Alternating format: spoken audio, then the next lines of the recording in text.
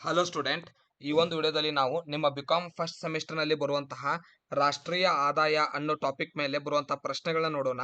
So ಇದು part 2 video. Part 1 ವಿಡಿಯೋದಲ್ಲಿ ಆರ್ಥಿಕ ಬೆಳವಣಿಗೆ ಮೇಲೆ ಬರುವಂತಹ ಪ್ರಶ್ನೆಗಳ ಬಗ್ಗೆ ಡಿಸ್ಕಷನ್ ಮಾಡಿದೀವಿ. ಇದು ಪಾರ್ಟ್ 2 ವಿಡಿಯೋ. ಈ ವಿಡಿಯೋದಲ್ಲಿ ರಾಷ್ಟ್ರೀಯ ಆದಾಯದಲ್ಲಿ ಬರುವಂತಹ ಪ್ರಶ್ನೆಗಳನ್ನ ಡಿಸ್ಕಷನ್ ಮಾಡೋಣ. ಸೊ ಮೊದಲಿಗೆ 3 ಪ್ರಶ್ನೆಗಳು ಇದರಲ್ಲಿ ನೋಡ್ಕೋಬೇಕಾಗತ್ತೆ.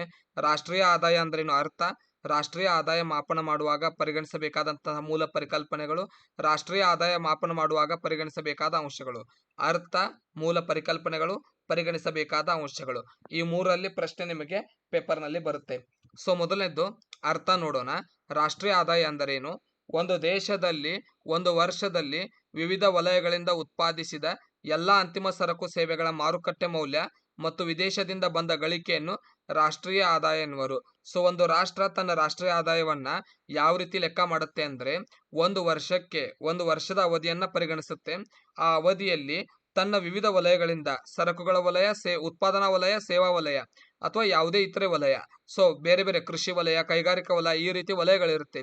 ಎಲ್ಲಾ ವಲಯಗಳಿಂದ ಅನುಭೋಗಿ ಬಳಸಬಹುದಾದಂತಹ ಅಂತಿಮ ಸರಕು ಸೇವೆಗಳನ್ನ ಮಾರುಕಟ್ಟೆ ಒಳಗೆ ಅದರ ಮೌಲ್ಯವನ್ನ ಮಾಡ್ತಾರೆ. ಮತ್ತು ವಿದೇಶದಲ್ಲಿರುವಂತಹ ದೇಶೀಯ ವ್ಯಕ್ತಿಗಳು ಗಳಿಸುವಂತಹ ಆದಾಯ, ನಮ್ಮ ದೇಶದಿಂದ ವಿದೇಶಕ್ಕೆ ಕೆಲಸಕ್ಕೋಸ್ಕರ, ನಮ್ಮ ದೇಶದಿಂದ ವಿದೇಶದಲ್ಲಿ ಕಂಪನಿಗಳನ್ನ ತೆರೆದು ಬಿಸ್ನೆಸ್ ನ ಮಾಡ್ತಾ ಇರೋರು, ಇವರ ಗಳಿಕೆಯನ್ನ ಸೇರಿಸ್ತಾರೆ. ಆಗ ಒಟ್ಟು ರಾಷ್ಟ್ರೀಯ ಆದಾಯ ದೊರೆಯುತ್ತೆ. ಸೊ ಒಂದು ರಾಷ್ಟ್ರ ಒಂದು ವರ್ಷದಲ್ಲಿ ವಿವಿಧ ವಲಯಗಳಿಂದ ಉತ್ಪಾದಿಸಿದ ಎಲ್ಲಾ ಅಂತಿಮ ಸರಕು ಸೇವೆಗಳ ಮಾರುಕಟ್ಟೆ ಮೌಲ್ಯ ಮತ್ತು ವಿದೇಶದಿಂದ ಬಂದ ಗಳಿಕೆಯನ್ನ ಒಟ್ಟು ರಾಷ್ಟ್ರೀಯ ಆದಾಯ ಎನ್ನುವರು. ಇನ್ನು ರಾಷ್ಟ್ರೀಯ ಆದಾಯವನ್ನ ಮೂಲ ಪರಿಕಲ್ಪನೆಗಳು: ಒಟ್ಟು ದೇಶೀಯ ಉತ್ಪನ್ನ, ಒಟ್ಟು ರಾಷ್ಟ್ರೀಯ ಉತ್ಪನ್ನ, ನಿವ್ವಳ ರಾಷ್ಟ್ರೀಯ ಉತ್ಪನ್ನ, ನಿವ್ವಳ ದೇಶೀಯ ಉತ್ಪನ್ನ, ತಲಾದಾಯ, ವೆಚ್ಚ ಮಾಡಬಹುದಾದ ತಲಾದಾಯ.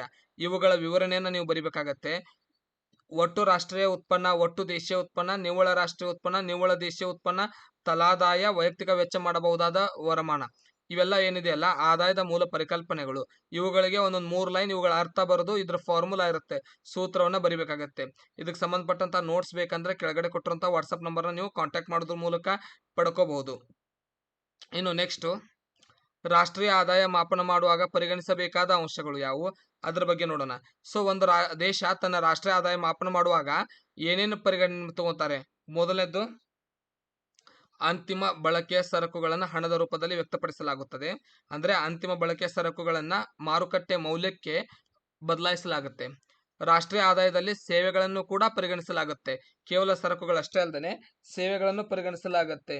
ಮೂರನೇದ್ದು, ಉಚಿತವಾಗಿ ನೀಡಲಾದ ಕೊಡುಗೆಗಳನ್ನ ಇಲ್ಲಿ ಪರಿಗಣಿಸಲಾಗುವುದಿಲ್ಲ. ಬೇರೆ ದೇಶದಿಂದ ಅಥವಾ ವ್ಯಕ್ತಿಗಳಿಗೆ ಕೊಡುವಂತಹ ಕೊಡುಗೆಗಳನ್ನ ಲೆಕ್ಕಕ್ಕೆ ಹಿಡಿಯುವುದಿಲ್ಲ.